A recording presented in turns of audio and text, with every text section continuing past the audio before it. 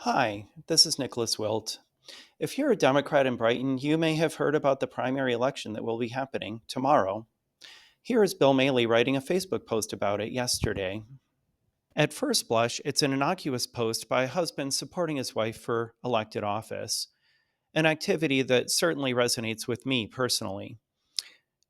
It is true enough that people don't see her work because she works mostly behind the scenes, but there is a notable omission in Bill's post, which is that he fails to mention that Barbara serves as the town leader of the Brighton Democratic Committee.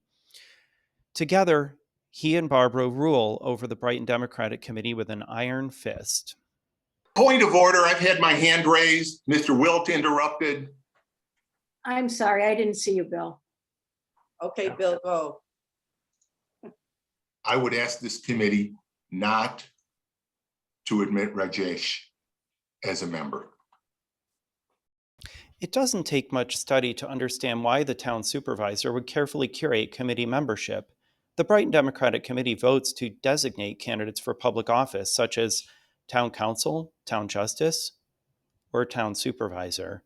Designated candidates receive formal support from the party as they wage their political campaigns. So there is a conflict of interest at the heart of the Maley's partnership in running the Democratic Committee. As Bill was canvassing on behalf of himself and Barbara, I doubt he was fully transparent about the concentration of power in their household, and they use that power to control membership of the committee. Take a listen. I'm concerned that, did I hear correctly that specifically in District 4, where there are 6 people, that only the people who are currently on the committee are going to be mentioned and promoted by Barbara? That's correct, Why is that? because they are our current members who are being primaried by non-members. Okay, so I'd like to challenge that, because I think this is about diversifying the committee, and by It not allowing those absolutely is, people. Julie. It absolutely is. But we have people who worked through the process and who have every right to be on the committee. They followed the rules. They have been on the committee. And those are the people that, just like designated candidates for other positions like state senate, assembly person, those are our designated people. And committee members support designated candidates. The process Barbara referred to here is that she expects to have the final word on committee membership. In the clip you just saw, she also articulates a preference for current members and even likens their incumbency to designation. But there is no such thing as a designated Brighton Democratic Committee candidate. There were no votes by the body. This is just Barbara's preference as town leader. And the preference for existing committee members echoes the grandfather clause used in the Jim Crow South to ensure former slaves would continue to be disenfranchised. It is a sensibility that ensures the committee will continue to be too old and too white to be representative of the town of Brighton.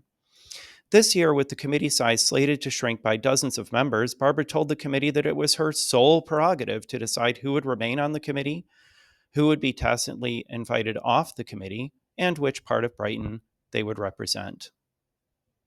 I did speak to Kim for several things, but by and large, it was my decision, yes. As much as I'm not comfortable with it, it is the leader's prerogative. And she used that prerogative to further reduce the diversity of the committee. That is why progressives across Brighton petitioned themselves on. That is why Democratic voters are being asked to decide who should represent them on the committee. And now that the slates of candidates are finalized, the Maleys are heading up an all-white slate of 31 candidates, supported by the so-called Democrats for Brighton. The absence of diversity is even more striking when you view it as a montage of photos, as shown here. The literature is a masterclass in gaslighting, citing transparency when Barbara's process was anything but, and inclusive when it is inclusive only of white people. Senator Cooney, you should be ashamed of yourself. I know what you are thinking. Why all this infighting within the Democratic Party just to determine who serves on the committee? I'll answer your question with a question. Why is it so important to the party bosses, from the Maleys to Jeremy Cooney to Congressman Joe Morelli, to control membership of this committee, the lowliest of party positions? If, as a voter, you have the opportunity to ask any of them this question, I think that is a fair question to ask. While you're at it, ask them why they oppose diversity, inclusion, and equity on the committee, because that is literally the issue on the ballot. In the meantime, tomorrow, voters can take concrete action by supporting the 4 progressive candidates running in the 5th election district. Elsewhere in Brighton, there are other Justice for Brighton candidates running who deserve your support.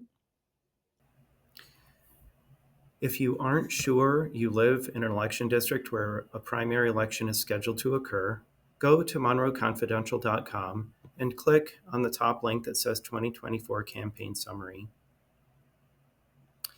Near the top of this page, there is a link to the Monroe County voter application. Fill in your last name, your date of birth, house number, street name, and zip code. Then click Get Voter Info. The tool will then display detailed information on whether there's a primary election in your district. If there is, the button in the lower left that says View Your Ballot will be live, and it will take you to a sample ballot. If there is no primary election, that button will be grayed out. It also will show you where your polling place is. And if there is a primary election tomorrow, polls will be open from 6 a.m. to 9 p.m. Go to that polling place and cast your ballot. Thank you for listening.